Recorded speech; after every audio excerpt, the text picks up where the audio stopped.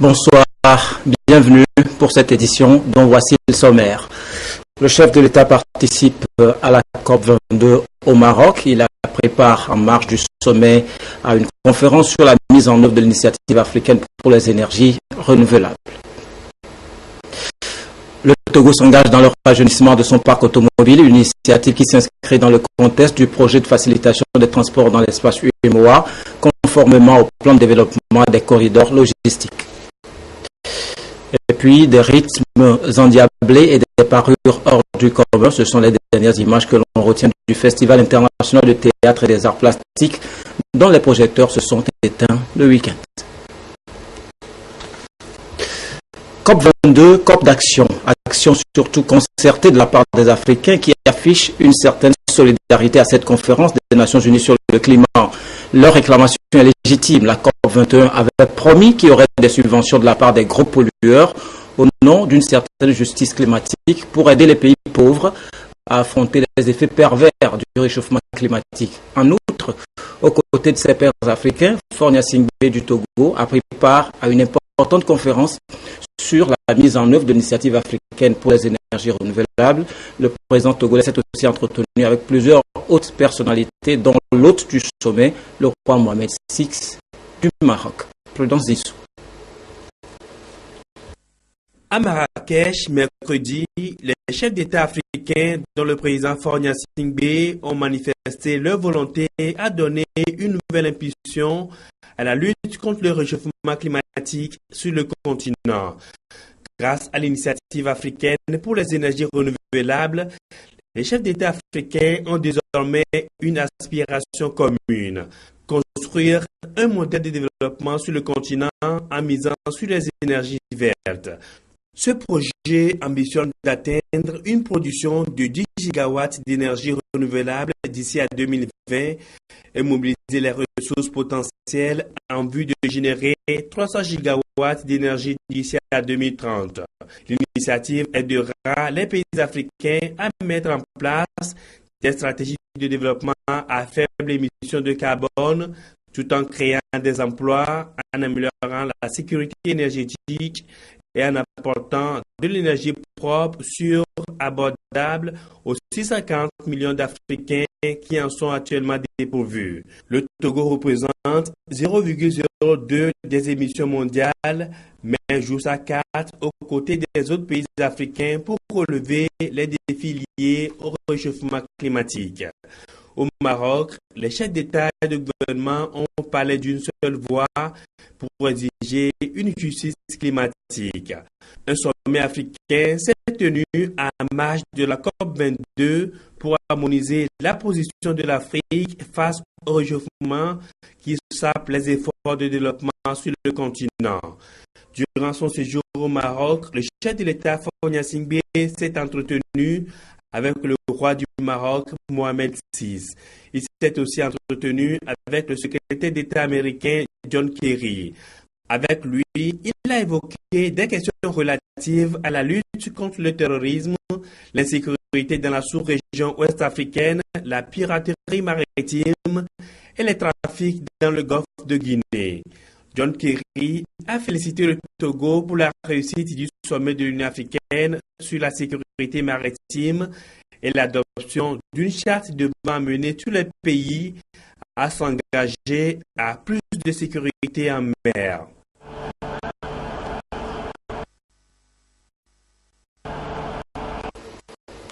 Et pendant ce temps, à Lomé, l'heure est au rajeunissement du parc automobile pour non seulement amenuiser le taux de pollution, mais aussi répondre au nombre de l'UEMOA.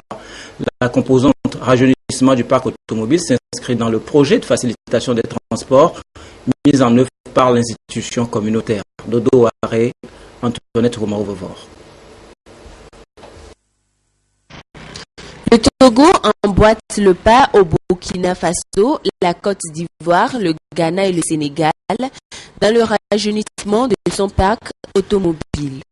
Depuis quelques années, l'UEMOA a entrepris un plan de développement des corridors logistiques et de professionnalisation du secteur du transport routier des 8 pays membres qui permet de doter les parcs automobiles de nouveaux véhicules.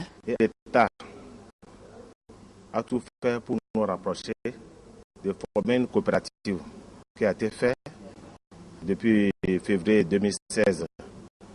Et on nous a mis des experts sur nous, des consultants pour nous former de ce qui c'est que la coopérative.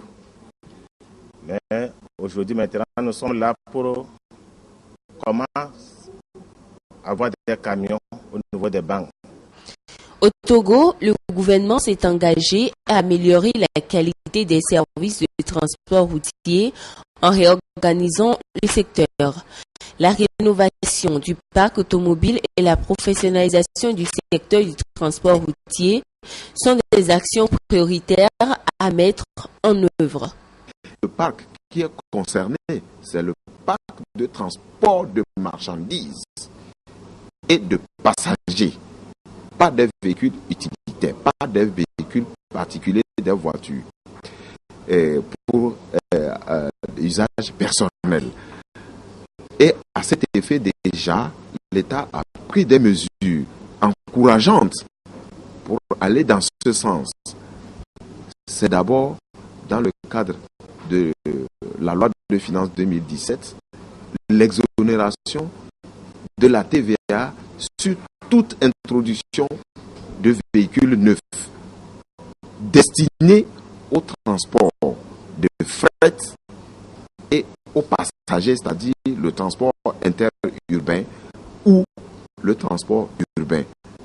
Cette réunion avec les partenaires financiers, la Banque mondiale, la BOA, les services financiers et les compagnies d'assurance permettra à coup sûr la concrétisation du projet.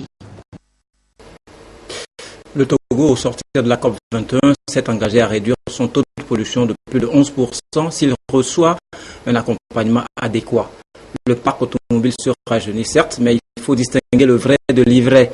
Il y a de très vieux véhicules qui circulent et posent à la fois un double problème sécuritaire et environnemental. Voyons l'état actuel du parc automobile du Togo avec Dodo Ouaré et Antoinette Romain-Vovor.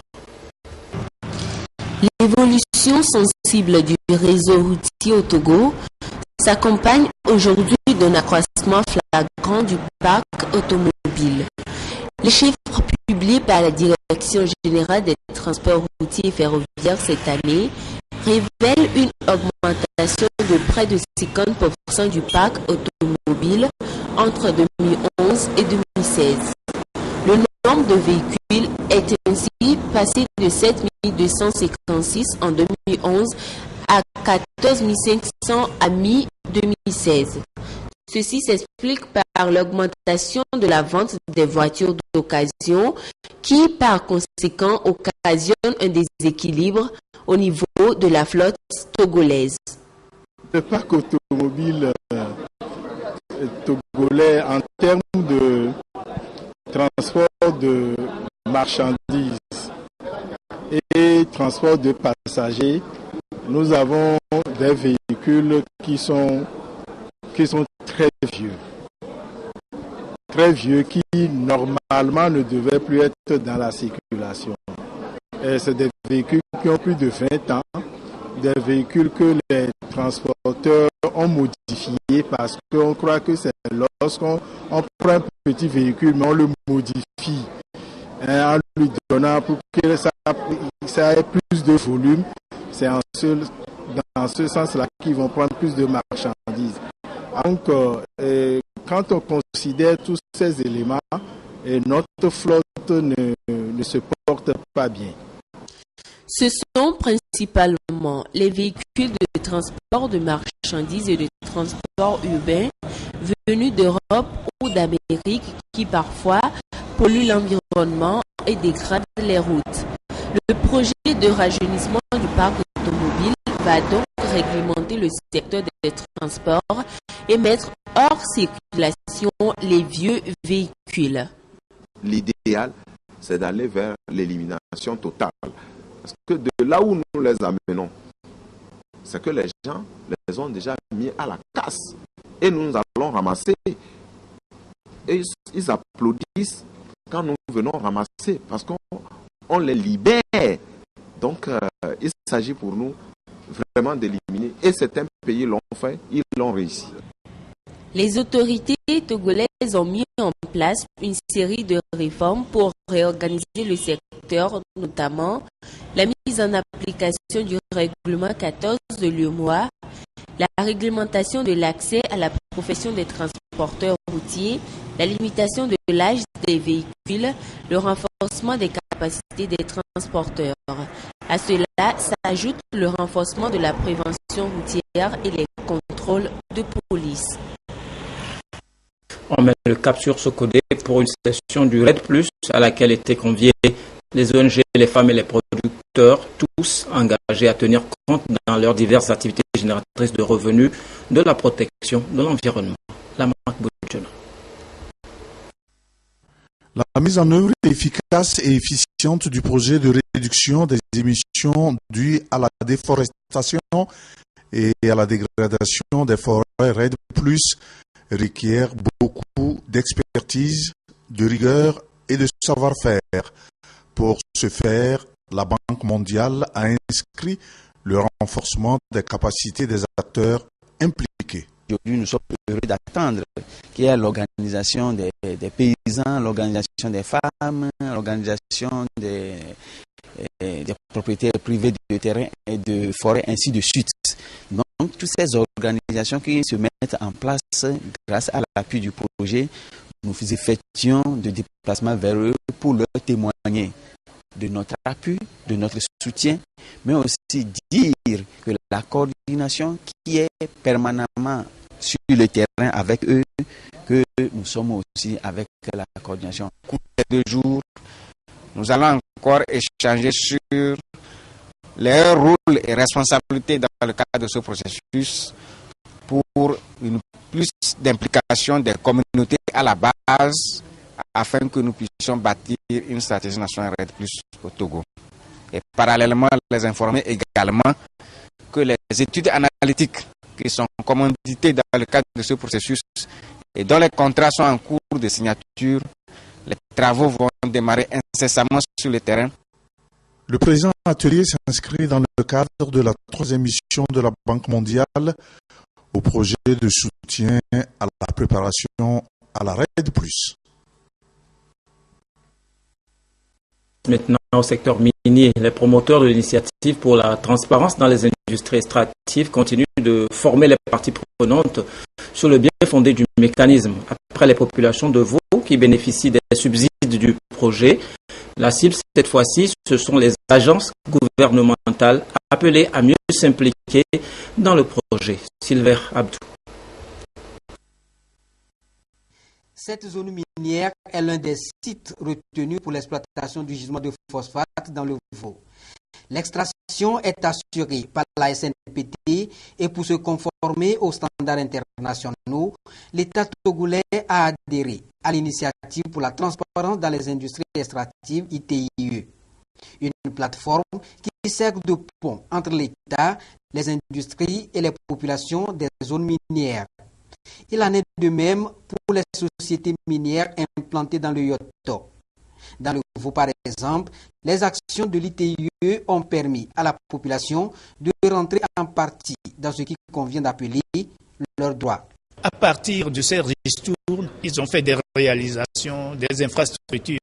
C'est-à-dire, ils ont construit des écoles, ils ont réaménagé les pistes, ils ont un peu réaménagé aussi les marchés et ça a quand même boosté un développement, amélioré les conditions de vie dans la préfecture. 51 pays ont souscrit à cette initiative pour promouvoir avec efficacité la bonne gouvernance dans la gestion des ressources minières. Le Togo, par exemple, a été évalué en 2013 et a été déclaré pays conforme aux normes ITIE. Alors que le pays se prépare pour la prochaine évaluation, l'implication de tous les acteurs est nécessaire pour l'appropriation du mécanisme. C'est un peu pour réformer les mentalités, les comportements des responsables, surtout des régies financières de l'État. Donc, c'est une culture que nous sommes en train de promouvoir dans notre société. Le mécanisme fait fonctionner un ensemble de structures institutionnelles, notamment les ministères des Mines, Finances, Environnement et Commerce. Fini la période d'attente pour les pêcheurs qui opèrent sur le lac Nangbeto. La trêve saisonnière qui leur est imposée pour laisser les poissons se reproduire est terminée. Le ministre en charge du secteur a procédé au lancement officiel de la reprise des activités de pêche sur le lac. Yves Agbevi. Après la période de repos biologique du lac artificiel de Nangbeto, le ministre Urukura Agadazi, en charge de l'agriculture, a procédé à la réouverture de la pêche sur ce lac dans la localité de Fenting, un village côtier du dit lac. Nous constatons chaque année une amélioration dans les captures, puisque l'année dernière, on était à 1500 tonnes de capture. Cette année, nous sommes à 2300 tonnes de poissons qui ont été capturés. Ça veut dire qu'il y a eu un respect, ou du moins d'année en année, on sent une adhésion des acteurs à la base, ce qui est encourageant. Mais il nous a été signalé quelques, je dirais même ratés, puisqu'il y a des saisies qui ont été opérées. Ça veut dire qu'il y a quand même des acteurs qui se mettent en marge des dispositions que le gouvernement a prises pour sécuriser les ressources halieutiques qu'il y a dans le lac artificiel de Nangbeto. Mais nous savons qu'il y a beaucoup d'efforts à faire, les efforts en termes de sensibilisation, de communication au niveau de notre département. À cette occasion, et pour aider les acteurs à observer le repos biologique par la diversification de leurs activités, le ministre a offert à ces derniers des nappes de filet, des bobines de fil et des motopompes. Le gouvernement pense à notre activité qui est la pêche. En dehors de la question relative à la pêche, les populations ont été informées du bilan de la campagne agricole de 2015-2016.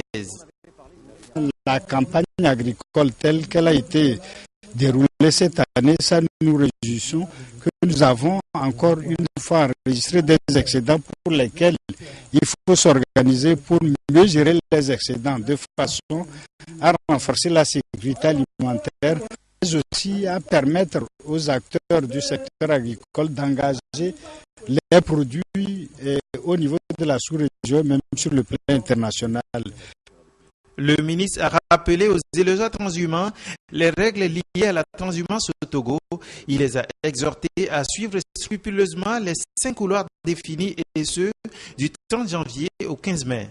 Urukura Agadazi a invité les agriculteurs à coopérer avec les transhumants de façon à éviter les violences connues de par le passé. Avant de rencontrer les pêcheurs de Nangbeto, le ministre était à Gamelili dans le Zio. Pour le compte de l'ANSAT, il a procédé à l'achat de 20 tonnes de maïs au groupement de paysans heureux de réceptionner et le chèque et leur nouveau bassin de rétention d'eau. Ramdan Bassila. Un chèque de 3 200 000 francs CFA reçu par la coopérative de la ZAP de Gamelili. Il est émis par l'Agence nationale pour la sécurité alimentaire au Togo, ANSAT, pour payer les 20 tonnes de maïs produits par cette organisation paysanne. La récolte réalisée sur cette zone d'aménagement agricole planifiée de 60 hectares a été possible grâce à l'appui technique du gouvernement. Par cette opération d'achat, l'ANSAT veut ainsi aider les paysans togolais à améliorer et valoriser leur production. Le problème qui mine le secteur agricole, c'est la faiblesse des paysans à affronter les marchés, même au niveau national. Pourquoi? Parce qu'ils agissent en vase clos, je dirais même, chacun se retrouve avec son petit stock et ils n'arrivent pas à imposer leur volonté au niveau des marchés de consommation. Souvent, les prix sont dictés par les commerçants. Et donc, pour éviter cet état de choses, il faudrait d'abord organiser les paysans au sein des groupements et des coopératives. La ZAP de Gamelili possède en outre 55 hectares de coton et 5 hectares de riz de bas-fond. Cette campagne d'achat a été suivie de la remise officielle du bassin de rétention d'eau. Ce bassin permettra aux membres de la coopérative de développer des cultures maraîchères en saison sèche. Les cadres du ministère en charge de la planification sont mis à contribution pour se familiariser avec l'élaboration des modèles de simulation financière et ce module leur permettra d'être plus efficaces dans leurs différents domaines de compétences. La formation est assurée par le ministère de l'Enseignement supérieur. Tazina Mbaga. Pour résoudre durablement l'épineuse question de l'inadéquation entre les ressources limitées et le nombre pléthorique des étudiants dans les universités publiques, le manque d'infrastructures d'accueil et des outils pédagogiques, le ministère de l'Enseignement supérieur et de la Recherche a opté pour le modèle de simulation financière.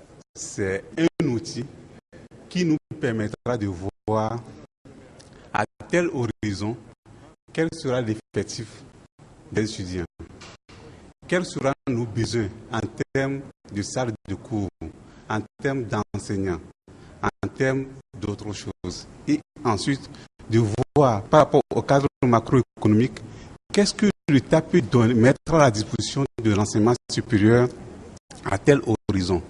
Et là, on peut faire le gap entre les besoins et les moyens disponibles pour passer à la recherche de financement. C'est pour une meilleure planification, pour ne pas faire un pilotage à vue, pour voir les différents éléments que nous avons, pour voir les choix possibles. Les cadres du département en charge de la planification et de la gestion financière se forment sur l'utilisation de cet outil. Le ministère de l'Enseignement supérieur attend beaucoup de ces travaux pour une mobilisation et une gestion plus efficiente des ressources. La rencontre bénéficie de l'appui de l'ambassade de France au Togo. L'Office togolais des recettes en tournée dans les grands marchés de l'intérieur du pays. L'OTR se lance au contact des commerçants pour les sensibiliser au civisme fiscal afin que chacun d'eux accepte de consentir librement à la mobilisation des ressources financières pour le développement du pays. Les étapes de Karaï Ketao avec Nestor Mouzou.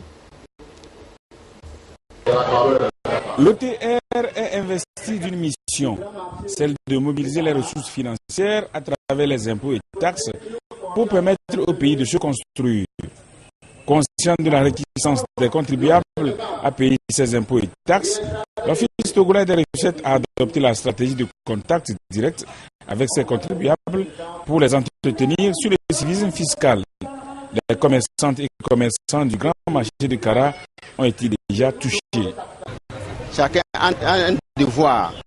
Les francs que chacun donne est très important déjà pour permettre au gouvernement, au pays de se développer. Concrètement, je les ai expliqué pour voir là où nous sommes, les cartes qui nous abritent aujourd'hui. C'est le marché de Lama. C'est tout récemment qu'on l'a édifié. C'est la contribution de tout et chacun qui permet de faire ces œuvres. Le grand marché de Kara a pris une bonne note. Aujourd'hui, on sait que l'argent que les douaniers prennent là, ça revient pour nous arranger nos routes et les écoles de nos enfants. Ketao, dans la préfecture de Abina, dispose d'un grand marché.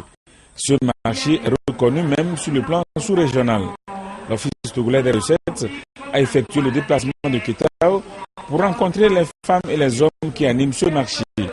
Le message est le même et il a été bien accueilli. Nous savons aujourd'hui que ça va au trésor et c'est à partir du trésor que chaque localité pourra en bénéficier. Ce que nous a dit, nous avons compris que dans l'ensemble, c'est nous qui construisons le pays. Que bon, quand ils prennent, ce n'est pas pour eux-mêmes. que c'est pour le pays, pour le développement du pays, pour nos enfants, pour nous-mêmes et pour le peuple. L'OTR va poursuivre sa tournée dans les autres marchés de la région de la Kara pour amener les commerçants à cultiver l'esprit du civisme fiscal. Plus de ressources pour faire face aux défis de développement et bâtir donc une société stable. Mais ceci doit s'accompagner d'un comportement, l'acceptation de l'autre, la cohabitation pacifique. Le programme des Nations Unies pour le développement accompagne le Togo dans la mise en œuvre d'une infrastructure de paix durable. Des comités locaux de paix sont installés sur l'ensemble du territoire en appui aux actions du Ashkroun. Clarisse Atikle. Dans sa mission de réconciliation et de préservation de la paix sociale, le Haut Commissariat à la réconciliation et au renforcement de l'unité nationale Ashkroun sera aidé par des comités locaux de paix mis en place dans différentes préfectures en vue de la promotion de la paix à la base. Ici, c'est l'étape de la préfecture du Golfe. Le programme des Nations Unies pour le développement PNUD en est l'initiateur pour ainsi renforcer la capacité de résilience du Togo face au conflit.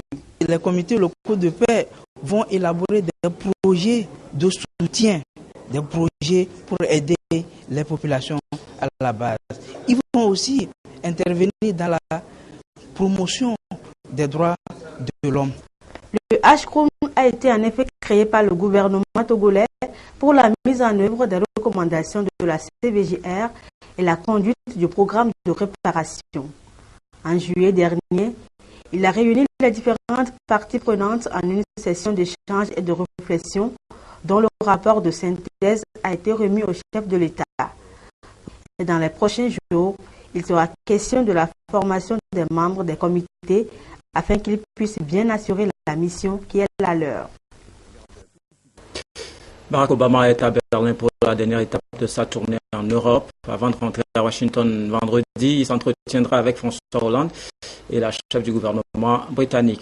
Pendant ce temps, de l'autre côté de l'Atlantique, à New York, Donald Trump, toujours objet à controverse, s'active à former son équipe. Les discussions avec les prétendants aux différents postes ne sont pas des plus aisées. Au même moment, la contestation populaire continue. Tous les jours ou presque, devant la Trump Tower, ils sont des centaines à se rassembler. Leur but, protester contre Donald Trump et l'une de ses promesses de campagne, expulser plusieurs millions d'immigrés clandestins. Face à cette mesure, beaucoup s'inquiètent, à commencer par le maire de New York, Bill de Blasio, qui s'est entretenu avec le milliardaire. J'ai dénoncé cette proposition et je lui ai montré tout ce qui est merveilleux à New York. La ville d'immigration par excellence. L'endroit qui a réussi parce qu'il était ouvert à tous, le lieu construit par des générations d'immigrants. Cette peur des expulsions a conduit plusieurs maires de grandes villes avec une forte population immigrée à prendre position. Appuyé par des étudiants comme ici à l'université de Columbia, le mouvement des villes sanctuaires émerge. À New York, Los Angeles, Washington, mais aussi à Chicago. Le maire de la ville, Rahm Emanuel, l'a affirmé quelques jours seulement après l'élection. Sa ville tend les bras aux migrants. Pour être tout à fait clair, Chicago sera toujours une ville sanctuaire. Pour tous ceux d'entre vous qui sont nerveux, voire très nerveux après l'élection et les paroles qu'ils ont entendues à leur rencontre, vous ne craignez rien à Chicago. Dans certaines agglomérations, des consignes ont été données de ne pas contrôler les migrants. Au total, le mouvement touche près de 40 villes dans tout le pays. Claude est là pour l'actualité sportive. Claude, bonsoir. Bonsoir. Alors, la 7e édition du tournoi de l'intégration de l'UEMOA commence le 26 novembre. Dans le 7e bloc, ils seront 8 pays répartis en 2 poules à partir à l'assaut de Damkou pendant une semaine. Avec Niakofre et Modeste Kouman, voici le point de ce tournoi avant la 7e édition de l'OME.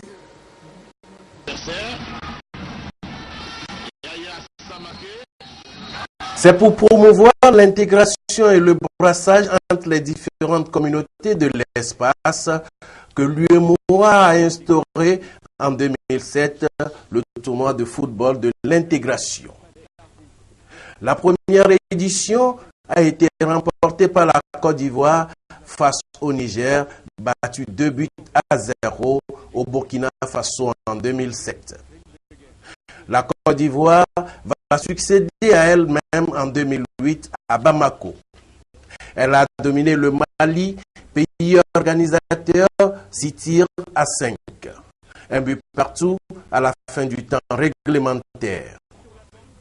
La 3e édition de la fête des jeunes de l'UEMOA a été abritée par le Bénin. Le Sénégal a été sacré champion face au Niger, 1-0.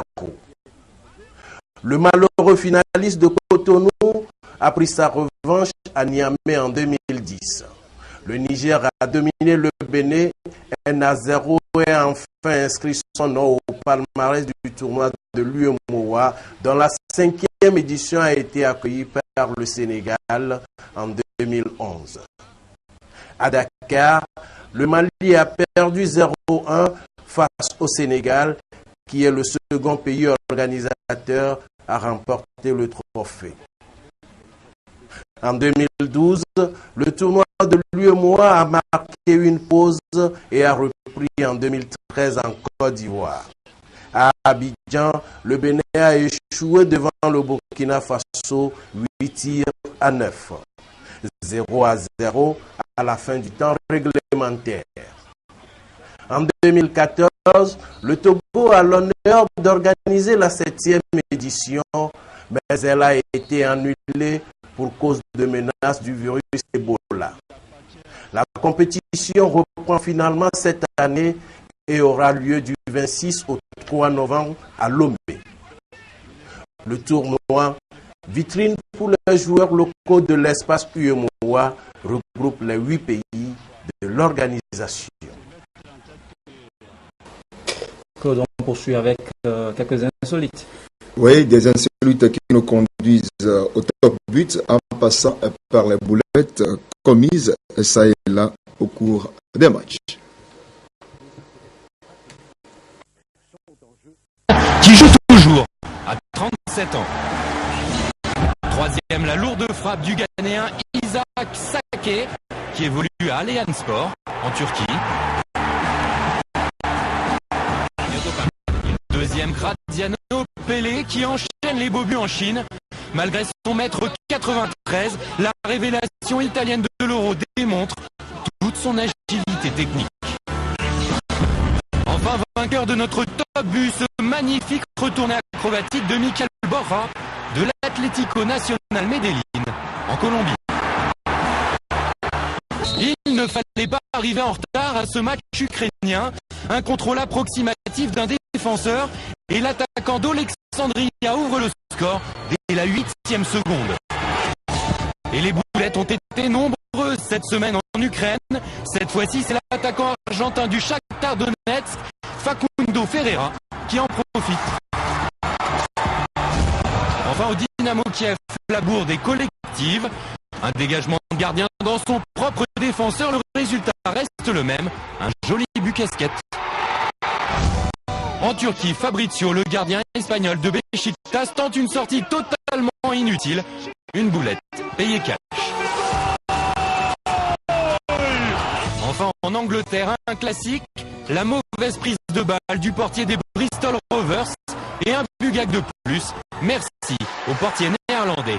Quelle rousse. Un ballon à 35 mètres de haut, une vitesse de plus de 100 km/h et Luis Suarez réussit tout de même à le contrôler. Suarez qui a ensuite fait une mauvaise blague à Neymar, le Brésilien est furieux, affaire à suivre. Mais qui se cache derrière ce masque de la célèbre poupée Chucky, à suivre également. On ne la fait pas aux Brésiliens, Neymar se venge, l'affaire est close. Et oui, c'était Patrice Evra qui a bien fêté Halloween. Oui, mais la boucle est ainsi bouclée. Samedi, Alfred Colani et ses invités seront au rendez-vous de de Direct Foot. Au revoir. Au revoir. Communiqué du ministre de la Communication, de la Culture, des Sports et de la Formation civique. Dans le cadre de la 7e édition du tournoi de football de l'Union économique et monétaire ouest-africaine qui se tiendra à Lomé du 26 novembre au 3 décembre 2016, des travaux d'aménagement du stade de Kégué retenus pour abriter la quasi-totalité des matchs ont été entrepris. Le ministre de la Communication, de la Culture, des Sports et de la Formation civique informe à cet effet le public que les activités sportives et culturelles sur le dit stade sont suspendues jusqu'à la fin du tournoi. Le ministre saisit l'occasion pour exhorter la population togolaise et les ressortissants des pays membres de l'UEMOA à faire massivement le déplacement du stade de Kégué en vue de supporter les équipes engagées dans la compétition.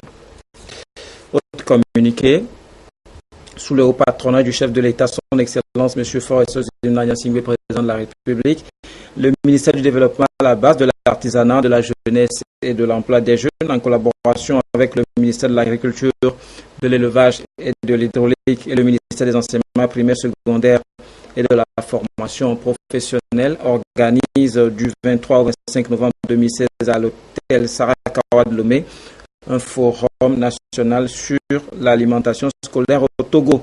Le thème retenu pour cette première édition est alimentation scolaire intégrée et développement local. Ce forum vise à permettre la mobilisation des acteurs autour de la thématique des ressources, de créer un cadre propice d'échange d'expériences et de sensibiliser davantage sur l'importance de l'alimentation scolaire dans l'atteinte des objectifs de développement durable ODD. Et puis des masques, des accoutrements hors du commun avec des danseurs au pas cadencés et aussi talentueux les uns que les autres. C'est l'image que nous retenons du Festival international du théâtre et des arts plastiques dont les projecteurs se sont éteints le 12 novembre. Dédé Koussao, Clarisse Satikle.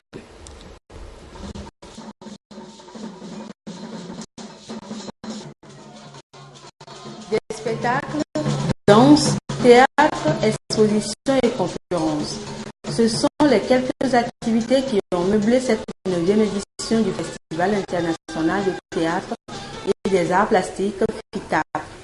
Des acteurs, artistes, metteurs en scène, enseignants, journalistes et promoteurs culturels se sont mobilisés autour de l'événement. Les festivaliers ont, en plus des spectacles, bénéficié de formations enrichissantes.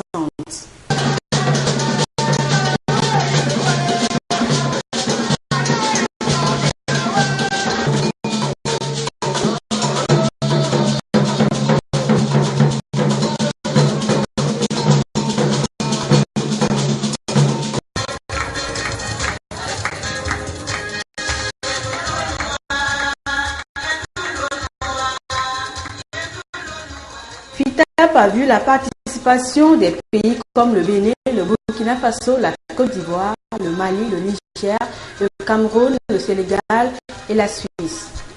Un rendez-vous de partage d'expériences.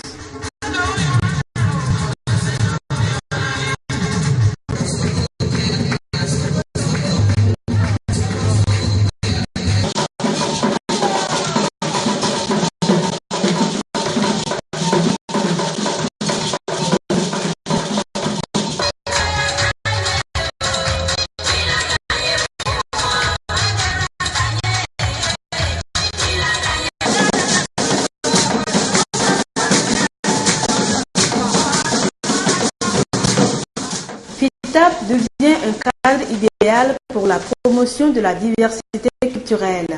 Pour les organisateurs, les objectifs ont été atteints pour cette 9e édition. De spectacles, de danse, et de contes et de musique. Les spectacles que les artistes de Kara, de Betapamé, de Sokoré ont présenté dans ce cadre. Le message relatif à notre environnement, comment nous devons l'entretenir de façon globale, nous pouvons dire que nos objectifs sont atteints. Le rendez-vous est pris pour la 10e édition en 2018 avec d'autres innovations.